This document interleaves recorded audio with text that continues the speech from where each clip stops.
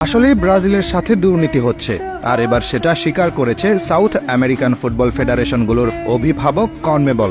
তারা এক ভিডিওতে নিশ্চিত করেছে যে ব্রাজিলকে ৪২ মিনিটের সময় পেনাল্টি দেওয়া হয়নি, যা তাদের প্রাপ্য ছিল, আর সেই ম্যাচে পেনাল্টি চেক করার দায়িত্ব ছিল একজন আর্জেন্টাইন রেফারির কাছে।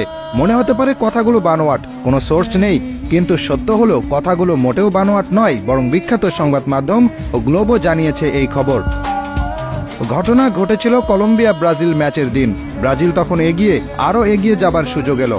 এমন সময় ৪২ মিনিটের দিকে ভিনিসিয়াস বল নিয়ে কলম্বিয়ার ডিবক্সে ঢুকে পড়ল। প্রতিপক্ষের ডিফেন্ডার তাকে চার্জ করে মাটিতে ফেলে দেয়, যেটা ফুটবলীয় ভাষায় ট্যাকেল ছিল না, বরং ছিল ফাউল। ফলস্বরূপ ব্রাজিল পেনাল্টি পাওয়ার কথা হলেও ফিল্ড রেফারি ভারের কাছে রিকমেন্ড করে। প্রায় ২ মিনিট বিভিন্ন অ্যাঙ্গেল থেকে চেক করেও ভার নিশ্চিত হতে পারেনি যে আসলে কলম্বিয়া ডিফেন্ডার বলকে ভেনিকে টাচ করার আগে টাচ করেছে কিনা। শেষ পর্যন্ত আর্জেন্টাইন রেফারি ফিল্ড রেফারিকে খেলা চালিয়ে যাওয়ার আদেশ দেয়, আর ব্রাজিল হারায় পেনাল্টি সুযোগ। সেখান থেকে হয়তো এগিয়ে যেতে পারত ব্রাজিল, এগিয়ে গেলে হয়তো খেলার রেজাল্টও ভিন্ন হতো। কিন্তু ২ মিনিটের পরীক্ষা নিরীক্ষার পরেও আর্জেন্টাইন রেফারি এবং তার সহকারীদের চোখে সেটা পড়েনি।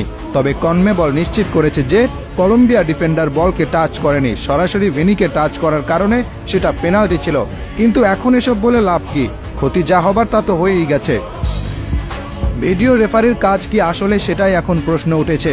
ভিডিও রেফারি একজন আর্জেন্টাইন বলেই প্রশ্নটা এখন আরো বড় হয়ে দেখা দিচ্ছে। কেন জানি না, সিবিএফ কি আসলে কোনো কার্যকরী ভূমিকা পালন করে এসব নিয়ে, নাকি তাদের ভূমিকা নীরব দর্শকের মতোই? কনমেবল এটাও স্বীকার করেছে এই বুধবার কোপা আমেরিকার গ্রুপ ডি এর তৃতীয় রাউন্ডের খেলা কলম্বিয়া বনাম ব্রাজিলের ম্যাচে ভিনি জুনিয়রকে পেনাল্টি না দেওয়ার ক্ষেত্রে একটি ত্রুটি ছিল। মঙ্গলবার যুক্তরাষ্ট্রের সান্তা ক্লারায় অনুষ্ঠিত ম্যাচের ৪২তম মিনিটে এই পদক্ষেপে যে রেফারি নিয়েছেন তিনি তা ঠিক করেননি।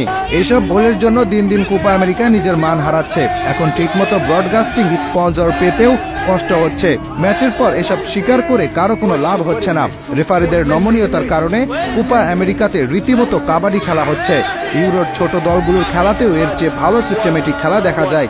আর এজন্য ইউরোপিয়ান খেলোয়াড়রা বা এর সাথে সংশ্লিষ্ট যারা আছে তারা কোপা আমেরিকাকে নিয়ে খুব টিটকারি সুলভ কথা বলেন। বলাটাই স্বাভাবিক। রেফারিং এর মান খুবই বাজে। খেলার চেয়ে এখানে কুংফু কারাতে হয় বেশি। রেফারি যেন দেখেও দেখে না, আবার অনেক সময় দেখা যায় বিনা দোষেই কেউ কেউ খাচ্ছে কার্ড, মানে রেফারির যা ইচ্ছা তিনি তাই করেন।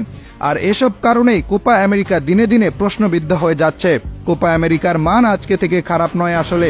একসময় ব্রাজিল এই টুর্নামেন্টে দলই দিত না, দীর্ঘ ১০ বছর তারা দল দেয়নি।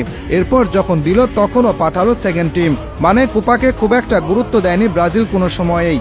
আর এই ফাঁকে আর্জেন্টিনা এবং উরুগুয়ে বেশ কয়েকটি সুযোগ হাতিয়ে নিয়ে তারা কোপা আমেরিকায় সর্বাধিক জয়ী দলগুলোর একটি হয়ে আছে। কনমেবলকে এসব দিকে নজর দিতে হবে। পৃথিবীর প্রায় অর্ধেকের বেশি ফুটবল ফ্যানরা এই লাতিন আমেরিকার ফ্যান, তাই তারা তাদের ঐতিহ্য ধরে রাখতে হলে এদিকে খেয়াল দিতেই হবে এবং এসব রেফারিদের শাস্তির আওতায় নিয়ে আসতে হবে।